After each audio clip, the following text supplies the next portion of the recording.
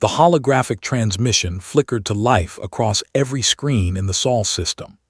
Ambassador Elsa Chen stood motionless in the United Earth Council chamber, her fingers interlaced behind her back as the Krell sovereign's three-eyed visage materialized before the assembly.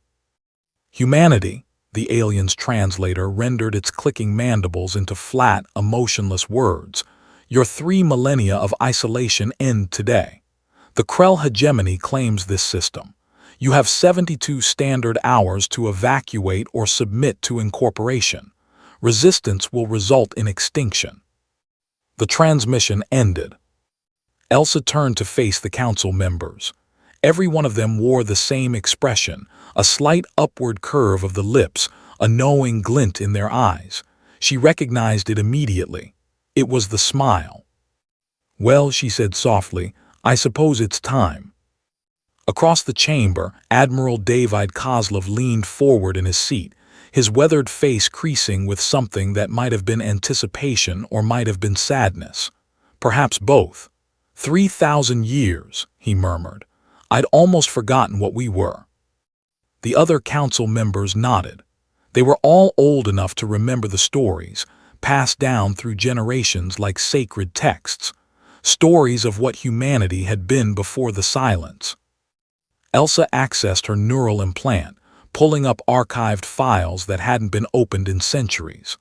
According to historical records, the last time humanity engaged in organized warfare was in 2247, the Unification Wars, 60 million dead in 18 months. Before that, David added, scrolling through his own archives, World War III, 2089 to 2094, 1.3 billion casualties, nuclear, biological, chemical, kinetic orbital bombardment. We nearly sterilized ourselves. The youngest council member, barely 200 years old, looked confused.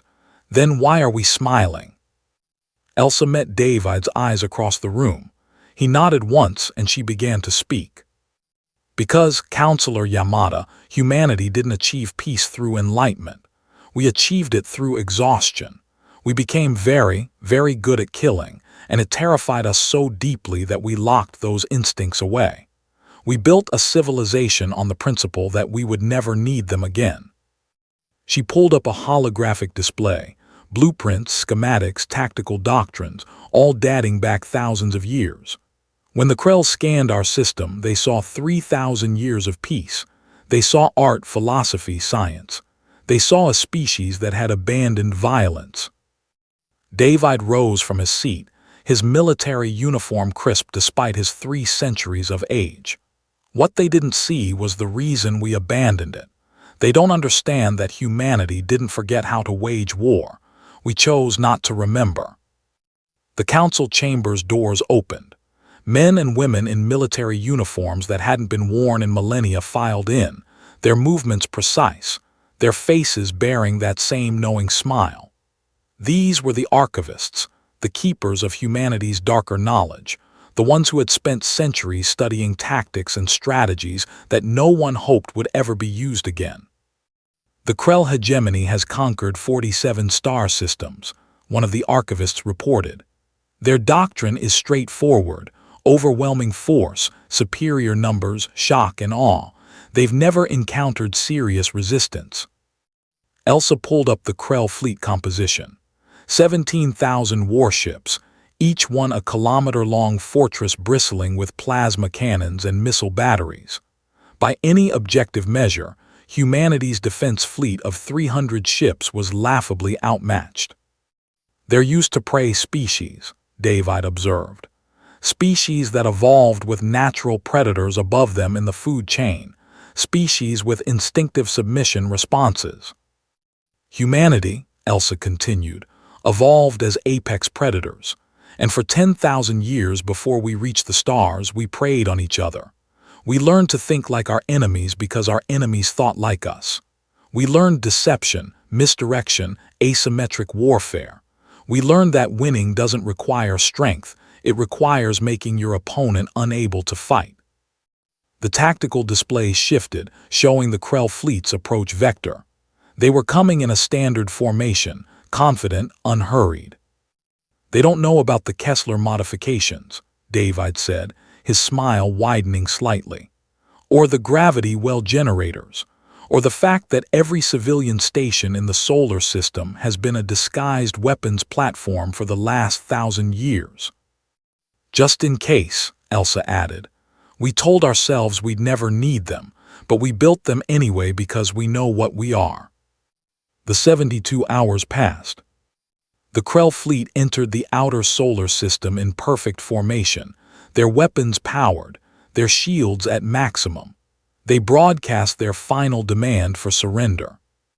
Earth's response was silence. Then the civilian stations moved. What the Krell had catalogued as mining facilities and habitats suddenly reconfigured, revealing mass drivers that could accelerate projectiles to relativistic speeds. What they dismissed as stellar observation satellites were actually gravity well generators that tore the fabric of spacetime itself.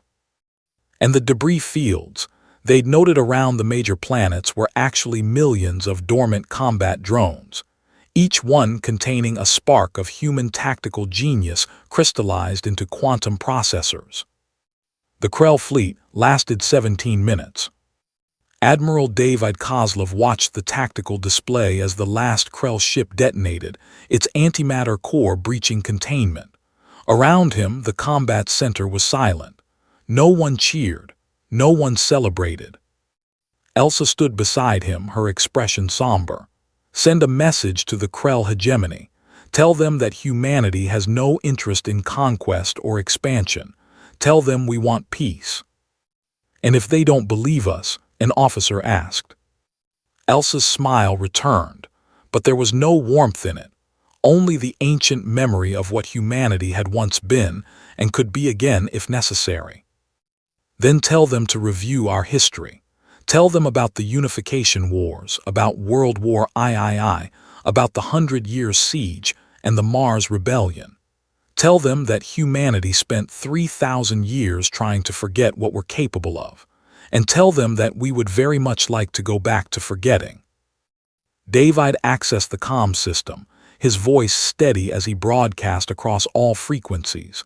"To the Krell hegemony and all species within range of this transmission, humanity has demonstrated its capability for warfare. We now request the opportunity to return to peace.